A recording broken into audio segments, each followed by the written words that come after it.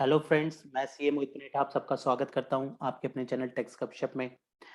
Financial year 2021 की returns, income tax returns जो filing अब शुरू हो गई है और नॉन ऑडिटेड केस में ड्यू डेट जो है 31 दिसंबर 2021 रही है। और अब कौन सी केस में कौन सी फाइलिंग होनी है इसके रिगार्डिंग जो है आज की इस वीडियो में हम डिस्कशन करेंगे ITR 4 सुगम के बारे में, जिसमें हम देखेंगे कौन कौन से केसेस में हम इस रिटर्न का जो है बेनिफिट ले सकते हैं और इस रिटर्न को फाइल करने में क्या क्या हमें फायदे हो सकते हैं। तो आइए शुरू करते हैं ITR 4 सुगम के बारे में। ये रिटर्न जो एप्लीकेबल है इंडिविजुअल्स के लिए, HUF रेजिडेंट के लिए, लेकिन not for non ordinary resident. Non ordinary resident ITR 4 file नहीं कर सकता।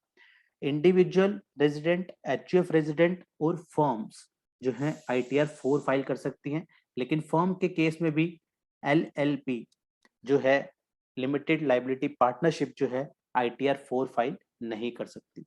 इसलिए हम अगर इसको सम अप करें तो रेजिडेंट के केस में रेजिडेंट, इंडिविजुअल, HUF और फर्म जो है इसको फाइल कर सकती है, लेकिन LLP जो है फाइल नहीं कर सकती। और नॉन रेजिडेंट जो है वो नॉन ऑर्डिनरी रेजिडेंट जो है वो भी फाइल इसको नहीं कर सकता ITR 4 को। राइट। अब इसमें अगर आगे बढ़े तो ये रिटर्न सिर्फ और सिर्फ तभी फाइल कर सकते हैं जब टोटल इनकम जो है वो जो है हमारी कम हो 50 लाख रुपए से। मैक्सिमम ITR 4 जो है 50 लाख तक की जो है फाइल कर सकते हैं। 50 लाख तक के केस में जो है हम ITR 4 का बेनिफिट ले सकते हैं। इसमें कौन कौन सी इनकम को हम शो कर सकते हैं, ITR 4 के अंदर कौन कौन सी हम इनकम दिखा सकते हैं। एक तो हम इसमें बिजनेस इनकम दिखा सकते हैं जिसको हम PGBP हेड में टैक्सेबल करते हैं। इसके अलावा अगर सैलरी इनकम है, पेंशन इनकम है, तो भी हम ITR 4 का इस्तेमाल कर सकते हैं। इसके अलावा वन हाउस प्रॉपर्टी, सैलरी और पेंशन के केस में बिजनेस पीजीबीपी को हम प्रिजम्पटिव इनकम के केस में जो है ITR 4 का इस्तेमाल करेंगे। अगर हम प्रिजम्पटिव टैक्सेशन के बेनिफिट लेना चाहते हैं तो उस केस में जो है ITR 4 का हम इस्तेमाल करेंगे। अदरवाइज हम नॉर्मल ITR 3 जो है फाइल करेंगे अगर हम प्रिजम्पटिव इनकम कर रहे हैं तो उस केस में। तो इसलिए इसके आगे हम लिख देते हैं प्रिजम्पटिव बेसिस पे अगर हम फाइल कर रहे हैं। प्रिजम्पटिव इनकम पे हमें मिनिमम जो है 6% और 8% की कैपिंग रहती है। राइट। इससे ऊपर हमारी जो है प्रॉफिटेबिलिटी होनी चाहिए। और सैलरी इनकम हमने बात करी, बिजनेस इनकम के अलावा सैलरी इनकम दिखा सकते हैं हम। वन हाउस प्रॉपर्टी है तो हम ITR 4 का इस्तेमाल कर सकते हैं। अदर सोर्सेज की जो इनकम है वो हमारी चाहे इंटरेस्ट से हो, फैमिली पेंशन से हो, डिविडेंड से हो, तो भी हम ITR 4 में उसको शो कर सकते हैं। और एग्रीकल्चर इनकम अगर सिर्फ और सिर्फ 5,000 तक है तो हम ITR 4 का इस्तेमाल कर सकते हैं। अगर इससे ज्यादा है तो हम ITR 4 इस्तेमाल नहीं कर सकेंगे। इनकम फ्रॉम बिजनेस और प्रोफेशन जो है वो हमारी सेक्शन 44AD, 44ADA और 44AE में जो है हम प्रिजम्पटिव बेसिस पे अगर हम इनकम शो कर रहे हैं उस केस में ही हम ITR 4 का इस्तेमाल करेंगे। राइट। 44AD जो हम कहें तो ये स्पेसिफाइड बिजनेस के लिए रहती है, हमारी स्पेसिफाइड बिजनेसेस के लिए रहती है, जहां पे हमारी लिमिट 6% और 8% की रहती है। ये 44ADA हमारी स्पेसिफाइड प्रोफेशन के केस में यूज होती है। उस केस में जो है हमें मिनिमम 50% जो है प्रॉफिटेबिलिटी दिखानी होती है, मैं इससे ज्यादा होनी चाहिए।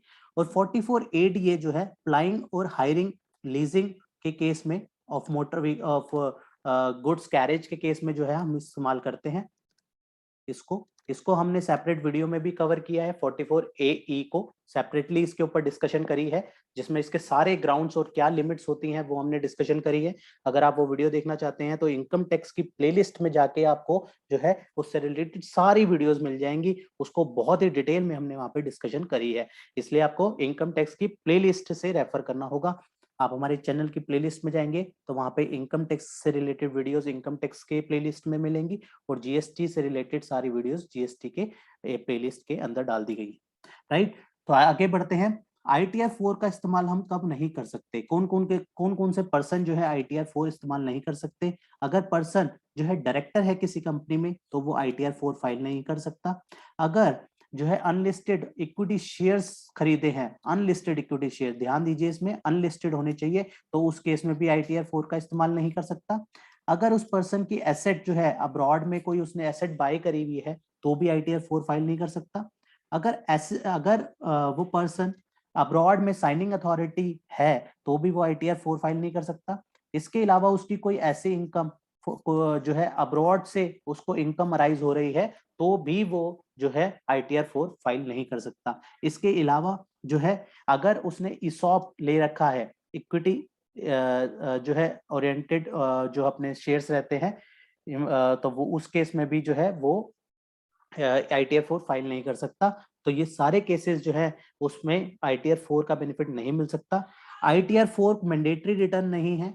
ITR 4 जो है एक सिंप्लीफाइड रिटर्न है और ये एक ऑप्शनल रिटर्न है। SSC जो है इसका बेनिफिट ले सकता है, इसलिए ये सिंप्लीफाइड फॉर्म में जो है रिटर्न निकाली गई है, ये मैंडेटरी बिल्कुल नहीं है। SSC के पास ऑप्शन है कि वो ITR 4 का इस्तेमाल करके अपने रिटर्न फाइल कर सकता है, अदरवाइज वो जो है ITR 3 और अदर ITRs का भी बेनिफिट ले सकता है, उस पे भी फाइल कर सकता है। इसमें बेसिकली ITR 4 पे जो है मेनली प्रिजम्पटिव इनकम के लिए ये रिटर्न बनाई गई है, जहां पे हमने देखा कि तीनों सेक्शन 44AD, 44ADA और 44AE में जो प्रिजम्पटिव बेसिस पे टैक्सेशन लगती है उसका फायदा लेने के लिए ये अलग से रिटर्न बनाई गई है। और इसके साथ साथ जो है अलग जो बाकी जो सोर्सेज ऑफ इनकम है, चाहे वो सैलरी है वो भी इसमें डाल सकते हैं, वन हाउस प्रॉपर्टी से इनकम है वो भी डाल सकते हैं, अदर सोर्सेज भी डाल सकते हैं, एग्रीकल्चर इनकम अगर 5,000 तक है तो भी डाल सकते हैं। लेकिन अगर कैपिटल गेन की इनकम होगी तो वो यहाँ पे ITR 4 का इस्तेमाल वहां पे नहीं हो सकता।